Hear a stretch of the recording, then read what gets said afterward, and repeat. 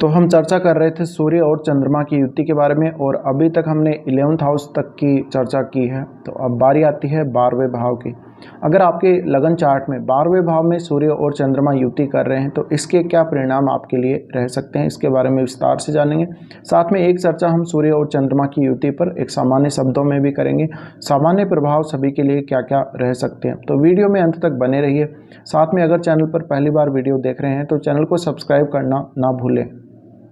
सबसे पहले बात कर लेते हैं सूर्य और चंद्रमा की युति अगर आपकी कुंडली में बनती है तो इसका आपके ऊपर इन जनरल क्या प्रभाव होगा। एक सामान्य शब्दों में अगर देखा जाए तो अगर हम बात करें सूर्य और चंद्रमा की युति की, अगर आपका जन्म अमावस्या के आसपास हुआ है या अमावस्या के दिन ही हुआ है तो सूर्य और चंद्रमा की युति आपकी कुंडली में बन सकती है। अब कुंडली में युति किसी भी भाव में बन सकती है, वो डिपेंड करता है आपका जन्म मान लीजिए अगर बहुत जल्दी सुबह हुआ है तो हो सकता है ये युति आपके लगन में ही बने, या फिर जैसे जैसे आपका जो समय बीतता जाएगा, दिन का समय अगर बीतेगा तो आपके ये युति एक भाव पीछे खिसकती जाएगी, जैसे 12वें भाव में, फिर 11वें में, फिर 10वें में, इस तरह से ये युति बनेगी।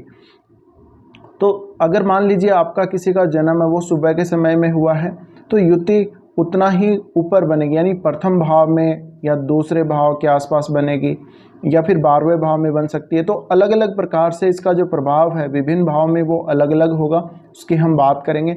लेकिन सबसे पहले बात कर लेते हैं इन जनरल इसका जो प्रभाव पड़ेगा आपके ऊपर क्या पड़ेगा। तो देखिए यहाँ पर अगर बात करें तो ये देखा जाता है कि अमावस्या या उसके आसपास आपका जन्म हुआ होता है अगर कुंडली में सूर्य और चंद्रमा की युति होती है, तो इसको हम डार्क मून भी बोल सकते हैं। यहाँ पर अगर सूर्य बहुत ज़्यादा पावरफुल हो गया तो वो चंद्रमा को पूरी तरह से ढकेगा, यानी चंद्रमा वाली चीज़ों का आपके जीवन में लॉस हो सकता है या उनको पाने के लिए आपको बहुत ज़्यादा स्ट्रगल करना पड़ सकता है, या जीवन में उन चीज़ों की आपको बहुत ज़्यादा कमी महसूस हो सकती है। तो सबसे पहले अगर देखा जाए तो ऐसी स्थिति में देखिए चंद्रमा है वो आपकी माता जी को रिप्रेजेंट करते हैं और सूर्य आपके पिता को रिप्रेजेंट करते हैं। तो इस युति का जो प्रभाव पड़ेगा आपके माता पिता के आपसी संबंधों पर भी पड़ेगा, साथ में आपके ऊपर भी पूरा पड़ेगा। तो ऐसे में जो जातक जिनके सूर्य और चंद्रमा की युति होती है, ये जातक यहाँ पर अगर सूर्य बहुत ज़्यादा प्रभावी हुआ तो चंद्रमा वाली चीज़ों का लॉस हो जाएगा, या चंद्रमा वाली जो चीज़ें हैं जो चंद्रमा से रिलेटेड हमारे जीवन में जो कुछ भी है, आपके जीवन में जो कुछ भी है वो सूर्य के द्वारा, सूर्य की ऊर्जा, सूर्य के प्रकाश के द्वारा जला दी जाएंगी। तो ऐसे जातक जिनके सूर्य और चंद्रमा की युति बनती है उनमें हो सकता है कि इमोशंस का अभाव हो, उनमें बहुत ज़्यादा इमोशंस नहीं होते। अब ये जो युति है इसका पॉजिटिव और नेगेटिव दोनों ही प्रकार का प्रभाव पड़ेगा। तो ऐसा ज़रूरी नहीं है अगर सूर्य और चंद्रमा की युति आपके कुंडली में बन रही है तो आप में इमोशंस नहीं होंगे। ये तभी होगा जब यहाँ पर चंद्रमा है वो कंबस्ट हो जाता है, चंद्रमा सूर्य से पीड़ित हो जाएगा, तभी इसका कुछ नेगेटिव प्रभाव ज़्यादा रहेगा, वरना इसका पॉजिटिव प्रभाव भी बहुत ज़्यादा रहता है। तो हम दोनों ही प्रकार के प्रभावों की बात यहाँ पर कर रहे हैं। अब मान लीजिए यहाँ पर सूर्य और चंद्रमा की युति जो बन रही है, अगर सूर्य का प्रभाव बहुत ज़्यादा हुआ तो आपकी जो माताजी हैं वो सरकारी सेवा में हो सकती हैं, वो राजनीति में हो सकती हैं, या वो कोई छोटा मोटा कोई ऐसा काम भी कर सकती है जो जिनके माध्यम से वो बहुत ज़्यादा फेमस हो, या उनको समाज में या जहाँ भी वो रहती हों वहाँ पर बहुत ज़्यादा प्रतिष्ठा मिले, उनको बहुत सारे लोग फॉलो करते हों, उनके फॉलोवर्स, उनके प्रशंसक बहुत ज़्यादा संख्या में हो सकते हैं। इसके अलावा सूर्य और चंद्रमा की अगर युति बनती है तो ये भी हो सकता है कि आपके परिवार में, आपके घर में आपकी माताजी का जो प्रभाव होगा वो काफ़ी अच्छा होगा, परिवार में उनकी बहुत ज़्यादा चलेगी और उनका जो स्वभाव है वो भी काफ़ी दृढ़ होगा, क्योंकि यहाँ पर सूर्य है तो सूर्य की वजह से उनमें ईगो आ जाता है। कुछ ऐसी स्थिति आपकी भी होगी, आप में भी ईगो की प्रॉब्लम्स हो सकती हैं। तो यहाँ पर क्योंकि चंद्रमा बहुत ज़्यादा सॉफ्ट प्लैनेट है और चंद्रमा जब सूर्य के साथ आता है या सूर्य चंद्रमा के साथ आते हैं तो ऐसे में जो चंद्रमा वाली चीज़ें हैं उनको सूर्य सबसे ज़्यादा प्रभावित करता है, या यूँ कहें कि चंद्रमा है वो सूर्य से सबसे जल्दी प्रभावित होता है क्योंकि चंद्रमा बहुत ज़्यादा सॉफ्ट है। अब जिनके चार्ट में ये युति बनेगी उनकी माताजी काफ़ी अथॉरिटी वाली होंगी, काफ़ी प्रभाव जमाने वाली हो सकती हैं, वो दृढ़ निश्चय वाली होंगी और उनको किसी प्रकार की कोई दिक्कत जीवन में नहीं होगी, उनका जीवन काफ़ी अच्छा होगा। और हो सकता है आपका जो जन्म हुआ है वो कोई बहुत रेपुटेड फैमिली में हो या वो मिडिल क्लास या हाई लेवल की जो फैमिली है उसमें हुआ होगा, यानी आप अगर देखा जाए तो परिवार के हिसाब से भी और धन के हिसाब से भी काफ़ी रिच होंगे। तो ऐसी जो फैमिली होगी उसका बहुत नाम होगा, उस फैमिली की बहुत ज़्यादा चलेगी। इसके साथ ही ऐसे जातक जिनके ये युति होती है, अगर यहाँ पर चंद्रमा अगर कंबस्ट हो गया सूर्य के द्वारा, तो ये देखा जाता है कि आपके जीवन में जो चंद्रमा वाली चीज़ें हैं उनका लॉस होगा, और ये लॉस ऐसा होगा कि आपको उनको पाने के लिए बहुत ज़्यादा स्ट्रगल करना पड़ेगा, या फिर उन चीज़ों को आपको बिल्कुल ही जो कमी है वो ही महसूस होती रहेगी पूरे जीवन भर में।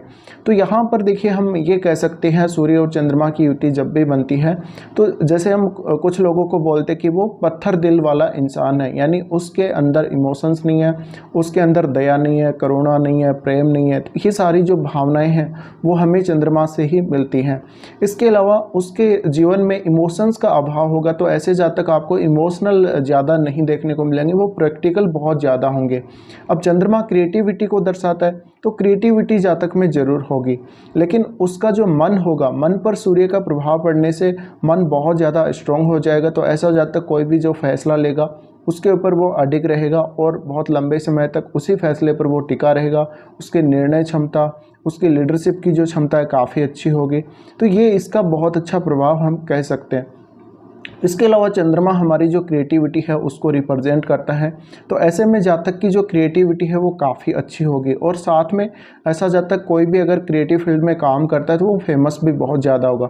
ऐसा जातक राजनीति में या फिर ये किसी भी प्रकार से स्पोर्ट्स में या कोई भी ऐसा फील्ड जहाँ पर ये बहुत ज़्यादा फेमस हो सकते हैं, तो इनका जो माइंड होगा वो सही दिशा में काम करेगा। इनको जो भी निर्णय लेना होगा वो ये बहुत जल्दी लेंगे। हालांकि ये घमंडी हो सकते हैं इनके मन पर, क्योंकि सूर्य का प्रभाव बहुत ज़्यादा होगा। तो सूर्य का प्रभाव होने से कहीं ना कहीं सूर्य वाली जो चीज़ें हैं वो इनमें बहुत ज़्यादा होंगी। तो ऐसे में इनका जो व्यक्तित्व होगा वो भी काफ़ी प्रभावशाली हो सकता है। वो डिपेंड करता है सूर्य और चंद्र की युति कौन से भाव में बन रही है।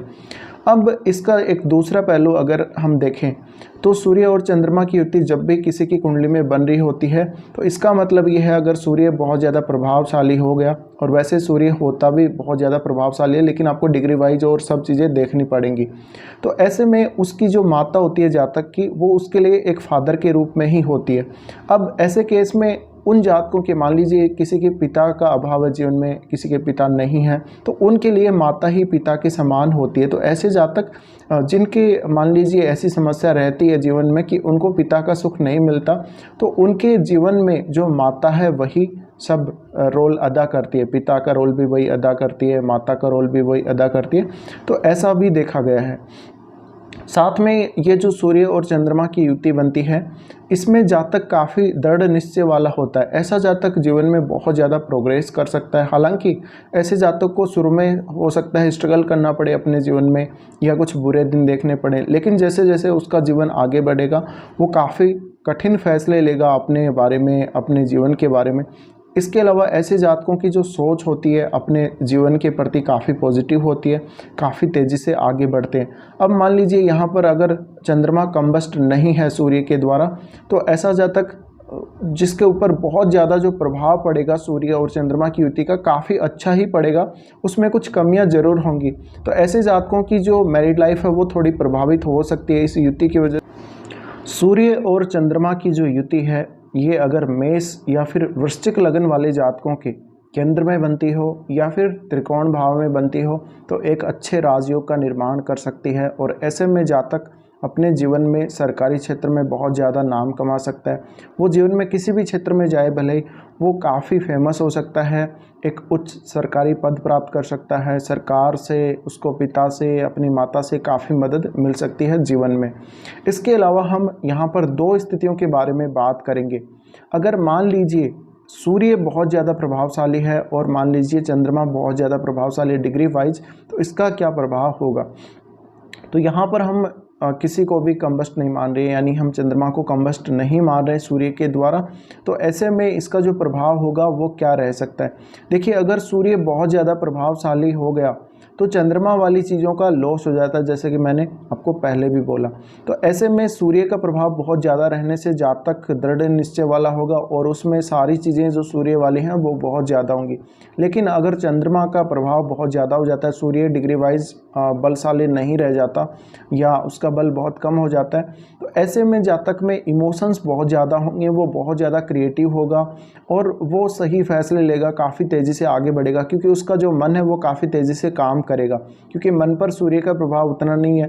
तो ऐसे में उसको मूड स्विंग की प्रॉब्लम भी हो सकती है, उसको ईगो की प्रॉब्लम्स भी हो सकती है और उसको बार बार गुस्सा आना, शॉर्ट टेम्पर्ड वाली जो स्थिति है वो भी उसको परेशान कर सकती है जीवन में। तो ऐसे जातक हैं वो राजनीति में बहुत अच्छा कर सकते हैं और अगर चंद्रमा का प्रभाव अच्छा हो इनकी कुंडली में तो ये बहुत आगे तक जाते हैं, क्योंकि यहाँ पर जो इमोशंस हैं वो तो सूर्य के द्वारा कंट्रोल कर दिए जाते हैं। साथ में सूर्य एनर्जी के लिए जाना जाता है, तो ऐसे में जो सूर्य के द्वारा इनको एनर्जी मिलती है वो काफ़ी पॉजिटिव तरीके से काम करती है। अब यहाँ पर ये ज़रूरी है कि सूर्य और चंद्रमा दोनों की ही जो स्थिति है, जो प्लेसमेंट है, अच्छी होनी चाहिए राशि वाइज भी, और अगर देखा जाए तो जो भाव है उसके अकॉर्डिंग भी। अगर इनकी स्थिति खराब हो जाती है तो कहीं ना कहीं जातक को बहुत ज़्यादा दिक्कत आती है जीवन में, इमोशंस को लेकर, और सारी जो चीज़ें हैं सूर्य और चंद्रमा से जुड़ी हुई उन सब चीज़ों से लेकर जातक को कोई ना कोई परेशानी अवश्य रहती है। अब बात करते हैं सूर्य और चंद्रमा की युति अगर आपके लगन चार्ट से 12वें भाव में बन रही हो तो इसके क्या परिणाम रहेंगे। देखिए, ऐसे जातकों का जो फॉरेन ट्रेवल है समय समय पर होता रहता है, इनको काफ़ी बार 25 साल से पहले तक ट्रेवल करना पड़ सकता है और इनको जो बाहर सेटलमेंट होगा इनका फॉरेन में सेटलमेंट, वो 30 के बाद ज़्यादा अच्छा हो सकता है। यानी इनको 25 से 30 साल के बीच में काफ़ी ट्रेवल करने पड़ सकते हैं। शॉर्ट ट्रेवल या फिर शॉर्ट टर्म के जो ट्रेवल हैं फॉरेन के वो हो सकते हैं। ऐसे जातक अपने जो बर्थ पैलेस है उससे दूर ही ज़्यादातर सक्सेसफुल होते हैं। तो इनको अपने घर से दूर जाने का या घर से दूर रहने का, इवन इनको फॉरेन जाने का सोचना चाहिए अगर इनकी कुंडली में ऐसे चांसेस बनते हों। साथ में ऐसे जातकों की मैरिड लाइफ डिस्टर्ब रहती है। इनको लगभग 35 या 40 की एज के बाद अपने लाइफ में बहुत सारे ऐसे खर्चे देखने को मिलते हैं जहाँ पर ये काफ़ी परेशान हो जाते हैं। और साथ में सूर्य और चंद्रमा का इनके 12वें भाव में होना कहीं ना कहीं इनको 12वें भाव के बारे में बहुत सारे ऐसे विचार देता है, वो पॉजिटिव या नेगेटिव हो सकते हैं। तो कहीं ना कहीं इनको अपने देश के अलावा दूसरे देशों में भी काफ़ी अच्छी सक्सेस मिल सकती है। ऐसे जातकों का ये देखा गया है कि इनको फॉरेन जो कंट्रीज होती हैं उनमें ज़्यादा नेम फेम मिलता है, उनमें ये कोई हाई पॉलिटिकल पार्टी से जुड़े हुए या मान लीजिए बहुत अच्छा कोई पद प्राप्त करते हैं फॉरेन में। तो ऐसे जातक मुख्य रूप से इनका जो करियर से संबंधित जो काम होता है मोस्टली इनका फॉरेन में ही हो सकता है। साथ में इनको ड्रिंकिंग नहीं करनी चाहिए, इनको स्मोकिंग भी नहीं करनी चाहिए, क्योंकि ऐसी जो आदतें हैं उनके आप आदी हो सकते हैं। साथ में इनका जो 12वें भाव से संबंधित कोई भी अगर कार्य है, मान लीजिए कोई भी बहुत कुछ ऐसे लोग हैं जो पर्दे के पीछे काम करते हैं और उनका काम जो उनकी क्रिएटिविटी वो सामने नहीं आ पाती, तो अगर आप ऐसे क्रिएटर हैं तो आपके लिए सूर्य और चंद्रमा की जो युति है आपके 12वें भाव में वो काफ़ी फेवर कर। इसके अलावा सूर्य और चंद्रमा अगर आपके 12वें भाव में युति कर रहे हैं तो मैरिड लाइफ में समय समय पर आपको प्रॉब्लम्स आती रहेंगी, यहाँ तक कि आपको सेपरेशन की जो प्रॉब्लम है वो भी कई बार लाइफ में आएगी।